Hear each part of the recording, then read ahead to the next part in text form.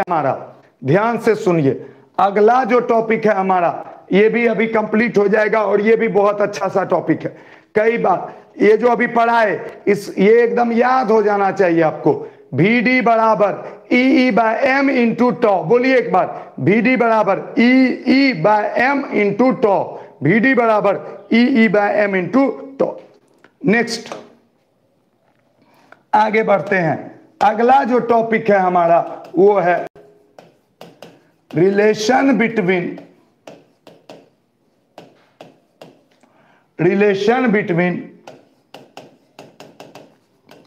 Electric current and drift velocity. ये क्या है सवाल, सोचिए, ये सवाल क्या है? Relation between electric current and drift velocity. ध्यान से सुनिएगा, समझ में नहीं आएगा तो बोलिएगा। मान लिया जाए ये क्या है? कंडक्टर। सोचिएगा ये कंडक्टर है, अगर इसके इलेक्ट्रॉन का ड्रिफ्ट वेलोसिटी बहुत ज्यादा होगा तो ऑब्वियसली करंट ज्यादा होगा। क्यों? क्योंकि ड्रिफ्ट वेलोसिटी ज्यादा होगा तो ज्यादा इलेक्ट्रॉन पास करेगा। जितना ज्यादा करंट का क्या डेफिनेशन जानते हैं बोलिए तो? I बराबर जानते हैं ना dq बाय dt। जितना ज्यादा चार्ज पास करेगा उतना ज्यादा करंट, हाँ या ना?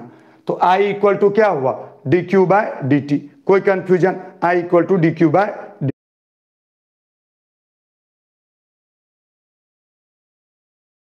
dt। कोई कंफ्यूजन? No confusion. तो फिर तो अगर ड्रिफ्ट वेलोसिटी का मान बढ़ाएंगे तो करंट का मान तो बढ़ेगा, यानी कि ड्रिफ्ट वेलोसिटी और करंट में कोई तो संबंध है, हाँ या ना? I प्रोपोर्शनल किसके हुआ? ड्रिफ्ट वेलोसिटी के। ये तो आपको कॉन्सेप्ट समझ में आ रहा होगा कि अगर करंट ड्रिफ्ट वेलोसिटी बढ़ाएगा तो करंट का मान बढ़ेगा। लेकिन ये तो हुआ रिलेशन, हमको चाहिए एग्जैक्ट फॉर्मूला, क्या होगा? आई बात समझ में? तो हम अभी निकालने की कोशिश करेंगे।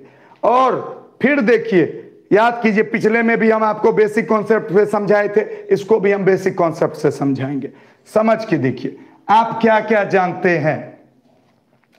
अगर आपसे पूछें कि 1 मीटर क्यूब में 5 इलेक्ट्रॉन है, 1 मीटर क्यूब में 5 इलेक्ट्रॉन है, तो 10 मीटर क्यूब में कितने इलेक्ट्रॉन होंगे? जल्दी बताइए। 1 मीटर क्यूब में 5 इलेक्ट्रॉन, तो 10 मीटर क्यूब में कितने इलेक्ट्रॉन?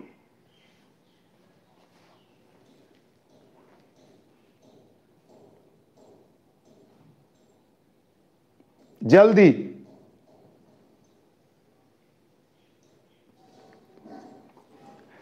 ये कितना सिंपल बात हुआ, ये सिर्फ कितना सिंपल बात। तो 5 गुना 10 बराबर कितना? 50। ये बात कैसा आपको लगता है? मजाक है कि नहीं? हाँ या ना? सच्ची बोलिए। अच्छा, अगर हम पूछेंगे कि 1 मीटर क्यूब में x इलेक्ट्रॉन, तो 10 मीटर क्यूब में कितने इलेक्ट्रॉन? तो ऑब्वियसली कितना बोलिएगा? 10x, हाँ या ना? अच्छा, अगर हम पूछें कि 1 मीटर क्यूब में x इलेक्ट्रॉन, तो z मीटर क्यूब में कितना? ये बताइए। 1 मीटर क्यूब में x, तो z मीटर क्यूब में कितना? जल्दी बताइए।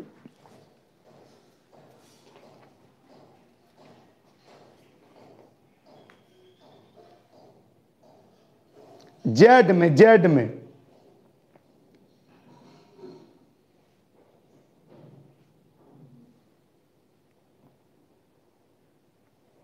तो 1 मीटर क्यूब में x, तो z मीटर क्यूब में कितना?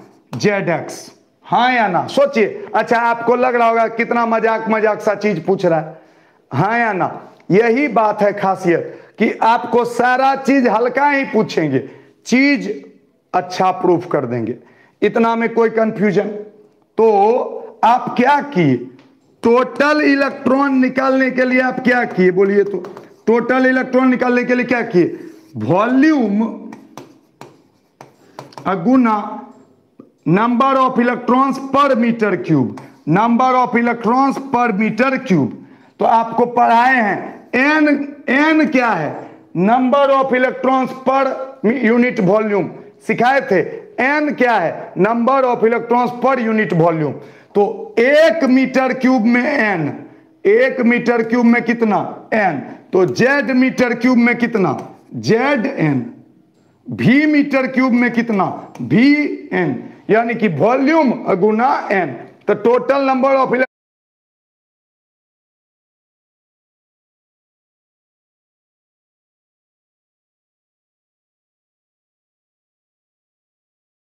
इलेक्ट्रॉन निकालने के लिए क्या करना पड़ेगा हमको, वॉल्यूम गुना एन। नो कंफ्यूजन, आगे बढ़ते हैं। अब सुनिए, फिर से पूछते हैं। एक इलेक्ट्रॉन का चार्ज E, एक इलेक्ट्रॉन का, तो 2 इलेक्ट्रॉन का चार्ज कितना 2E, तो n इलेक्ट्रॉन का चार्ज कितना Ne, तो टोटल चार्ज इक्वल टू, याद है ना आपको, Q बराबर क्या होता था Ne, हाथ, n क्या होता था टोटल नंबर ऑफ इलेक्ट्रॉन्स, तो चार्ज बराबर क्या होता है total number of electrons into E, हाँ या ना, Q बराबर Ne, total number of electrons into. अब इसमें कंफ्यूज नहीं करना, ये n है टोटल नंबर, वो n था number of electrons per meter cube. चलिए ये भी आप जानते हैं, सोचिए सब कुछ आप जानते हैं। अच्छा बताइए, तो ये बताइए, इसका अगर एरिया A है, लेंथ A L है, तो वॉल्यूम बराबर कितना होगा, जल्दी बताइए, वॉल्यूम बराबर कितना होगा, वॉल्यूम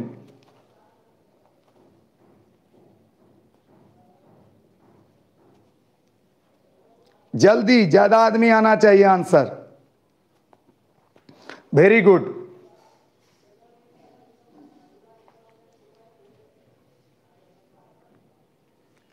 तो वॉल्यूम इक्वल टू होगा A into L. Volume equal to क्या होगा, कोई भी चीज का, आप सिलेंडर का वॉल्यूम पढ़ते होंगे, सिलेंडर का वॉल्यूम होता है पाई आर स्क्वायर H, ये है H, तो ये है एरिया और ये है ऊंचाई। एरिया गुना ऊंचाई कर देते हैं तो क्या निकल जाता है वॉल्यूम, तो इसका एरिया A है, ये L है, तो वॉल्यूम कितना हो गया A इंटू एल। अभी जितना भी चीज पूछे आपको, वो सब चीज बहुत ही बचपन वाला था, हाँ या ना। इस वीडियो को आप जरूर देखें और आप इस वीडियो को देख करके ये समझने की कोशिश करें कि कोई भी सब्जेक्ट बहुत आसान हो सकता है अगर आप उसके पीछे के बेसिक्स को जानते हो। तो जो जो चीज अभी हम आपको समझाए, अगर आप वो जानते हैं तो देखिए 1 सेकंड में हम रिलेशन निकाल देंगे। अब आइए हम रिलेशन निकालते हैं। जो जो चीज अभी आपको समझाए, आई होप आपको वो याद रहेगा। ध्यान से सुनते जाइए, 1 मिनट में आपको प्रूफ कर देंगे। मान लिया जाए ये कंडक्टर है, एरिया कितना ले लिए A, इलेक्ट्रिक फील्ड है मान लिया जाए E, ठीक, और तो इसके इलेक्ट्रॉन का ड्रिफ्ट वेलोसिटी कितना है Vd, इलेक्ट्रॉन का ड्रिफ्ट वेलोसिटी कितना है Vd। ध्यान से सुनिएगा, ध्यान से सुनिएगा। अब मान लिया जाए यहां एक क्रॉस सेक्शन है और यहां एक क्रॉस सेक्शन है, इसको S और इसको S डैश मान लेते हैं। अब इलेक्ट्रॉन, इसके बीच में बहुत सारा इलेक्ट्रॉन होगा, हाँ या ना, तो ड्रिफ्ट वेलोसिटी के कारण ये सारा इलेक्ट्रॉन इसको क्रॉस करेगा, हाँ या ना। तो उसके मतलब जितना चार्ज ये क्रॉस करेगा, और मान लिया जाए इसमें टाइम कितना लगा dt, इसको डिस्टेंस कितना मान लेते हैं dx। ध्यान से सोचिए, तो करंट इक्वल टू कितना हो जाएगा dq बाई dt, यानी कि जितना चार्ज पास किया बटे टाइम, हाँ या ना। अच्छा बोलिए, अब इसके अंदर टोटल चार्ज निकालना है, तो टोटल चार्ज अभी तुरंत ना आप पढ़े, उसके लिए नंबर गुना E करना होगा। अरे हाँ या ना, टोटल चार्ज के लिए क्या करना होगा, नंबर गुना E, यानी अब इसके अंदर के इलेक्ट्रॉन की संख्या निकालनी होगी। अब आपको पता है कि 1 मीटर क्यूब में n इलेक्ट्रॉन है, तो इसका वॉल्यूम कितना हो जाएगा? देखिए तो इसका वॉल्यूम हो जाएगा AdX, हाँ या ना? इसका वॉल्यूम कितना हो जाएगा? dx लंबाई और a एरिया, तो वॉल्यूम कितना होगा? AdX। तो चूंकि 1 मीटर क्यूब में इतना, इसलिए AdX में कितना? AdX इंटू n, यानी कि ये हो गया हमारा नंबर ऑफ इलेक्ट्रॉन। ये क्या हो गया? नंबर। इसमें कोई कंफ्यूजन है तो बोलिएगा। AdX हो गया वॉल्यूम, और उसको किसी से गुना कर दिए? n से। n था 1 मीटर क्यूब में n, तो 5 मीटर क्यूब में 5n, तो AdX मीटर क्यूब में AdX है। तो यही सब चीज सोचता है बच्चा कि रटते हैं। वो अगर सीख लेगा कि हमको वॉल्यूम में n से गुना करना, वॉल्यूम निकालने जानते हैं, गुना कर लेंगे। आई बात समझ में? अब तो टोटल चार्ज बराबर आ गया, टोटल चार्ज बराबर क्या आ गया?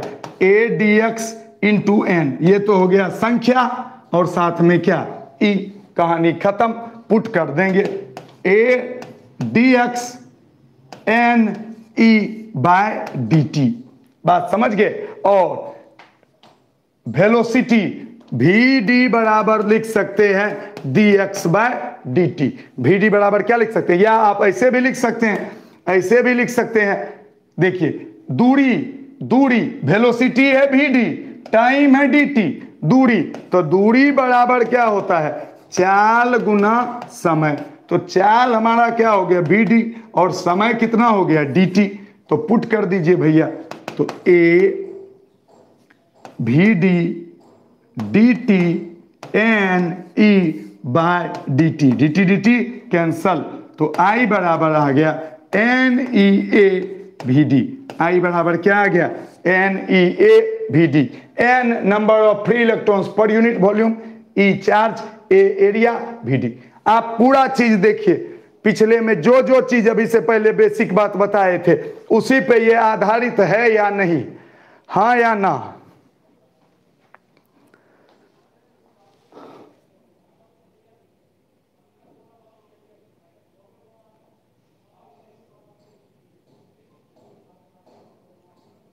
जल्दी बताइए।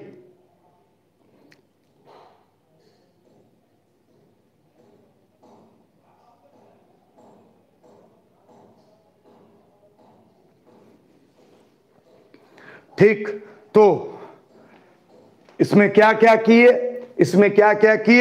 आप सबसे पहले आपको करंट निकालना था, तो करंट के लिए होता है चार्ज बटे टाइम।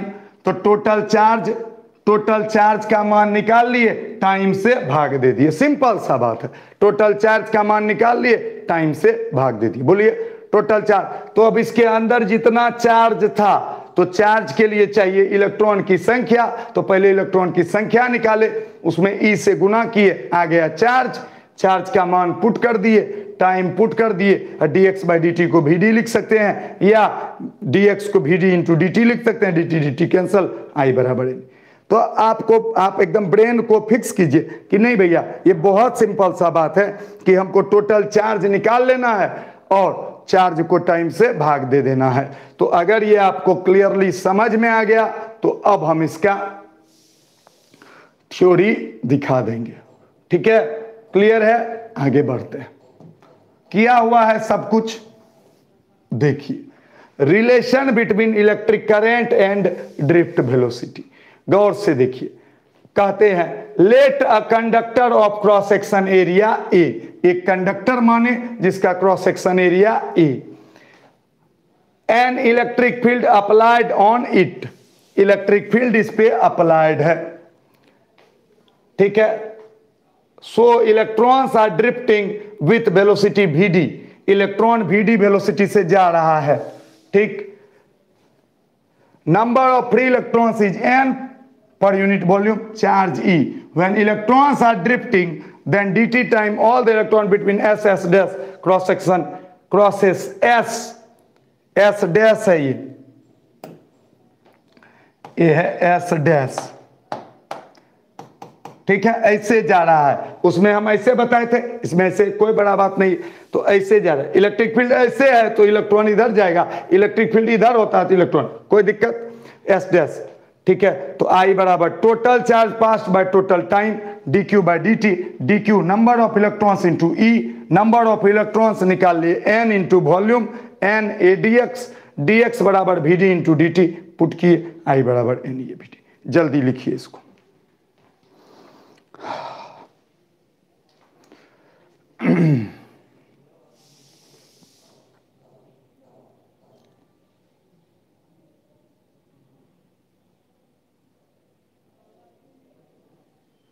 फास्ट,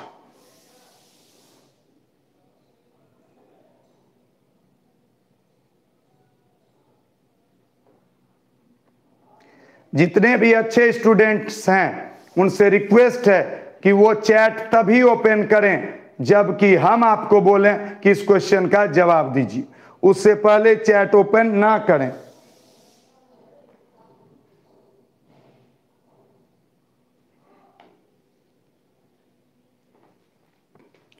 ठीक, तो ये हो गया relation between electric field, sorry electric current and drift velocity. Clear. अब इसका हिंदी वाला भी लिख सकते हैं। माना कि एक चालक है जिसका अनुप्रस्थ काट ए है तथा इस पर एक विद्युत क्षेत्र आरोपित किया जाता है जिससे इसके इलेक्ट्रॉन भीडी अनुगमन वेग, देखिए इसमें इलेक्ट्रिक फील्ड इधर दिए हुए हैं, भीडी कोई दिक्कत नहीं है, इसमें एस से पास करेगा तो कोई इधर दीजिए इलेक्ट्रिक फील्ड या इधर दीजिए, आप प्रूफ कर सकते हैं। तो रट्टा मार वाला बात ही नहीं करना है, आपको चीजों को समझ लेना है और उसको सॉल्व कर लेना है। ठीक है, सब कुछ वही चीज है जो अभी हम आपको बताए थे। जल्दी इसको भी लिख लीजिए।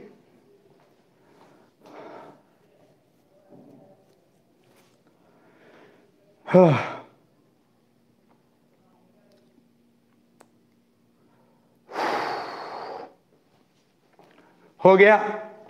अब आपको एक बहुत ही मजेदार चीज दिखा करके आज का क्लास समाप्त करेंगे। बहुत ही मजेदार वाली बात बता करके, आप लोगों ने ओम का नियम जरूर सुना होगा, आप लोगों ने ओम का नियम जरूर सुना होगा, पर क्या आप उसका प्रूफ जानते हैं? ओम का नियम का प्रूफ जानते हैं?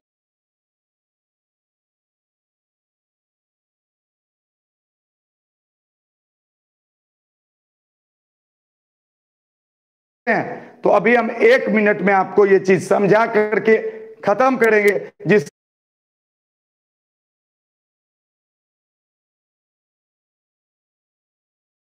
से आपके अंदर की जिज्ञासा बनी रहे और कल हम लोग इसके बारे में आगे चर्चा करेंगे। ध्यान से सुनिए। और कल का क्लास, आज के क्लास में भी आप अपने आप से पूछिए, क्या आपने बहुत कुछ सीखा और बेसिक से सीखा या नहीं सीखा? अगर सीखा तो सीखने के लिए धन्यवाद। ठीक है, अगला proof of Ohm's law by first principle. अब कितना मजेदार वाला बात होने वाला है ये हम आपको समझाते हैं। देखिए अभी तुरंत आप क्या पढ़े, 1 सेकेंड में अभी आप पढ़े I बराबर NEA इंटू VD। I बराबर ये पढ़े कि नहीं? NEA into VD। ठीक है, VD बराबर क्या पढ़े थे? VD बराबर आप पढ़े थे, VD बराबर पढ़े थे EE बाय M इंटू टॉ, या आप पढ़े थे E बाय M इंटू टॉ V बाय L। हाँ या ना? तो VD ये पढ़े थे और रिलेशन ये पढ़े। अब इस VD का मान यहां पुट कर दीजिए, देखिए कितना मजेदार आने वाला है। I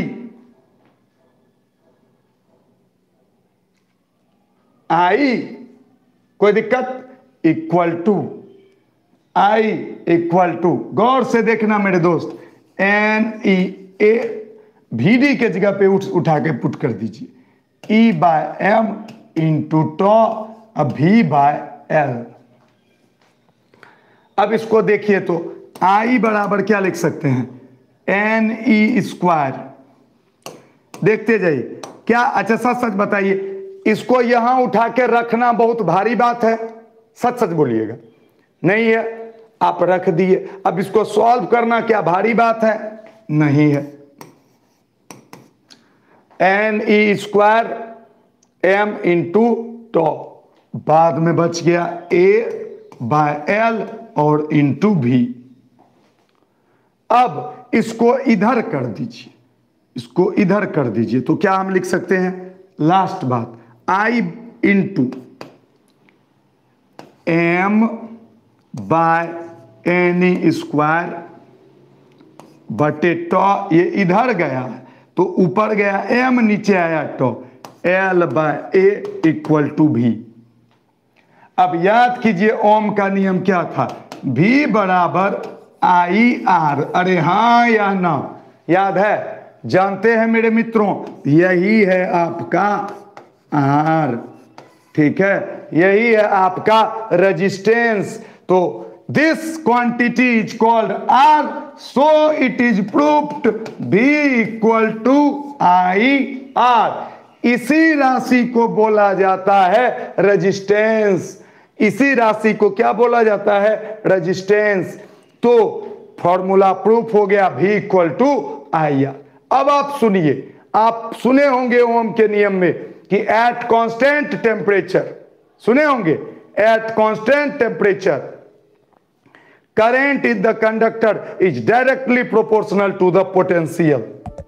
तो देखिए भी बराबर एक कांस्टेंट है ये, M by N E square tau L by A into भी।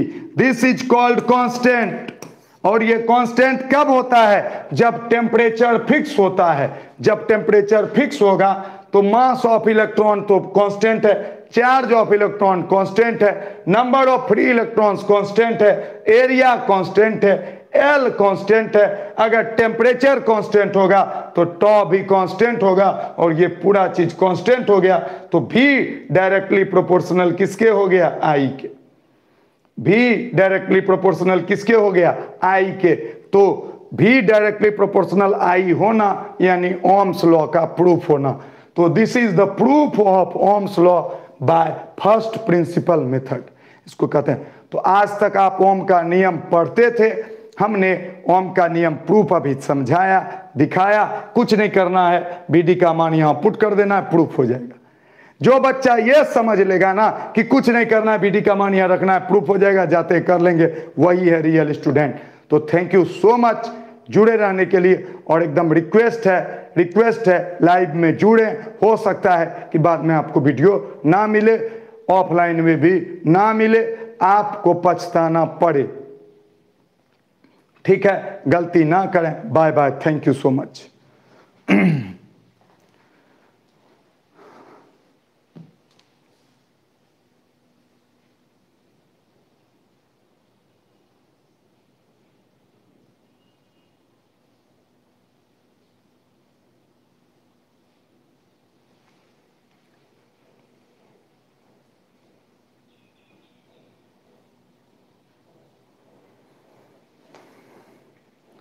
Bye bye.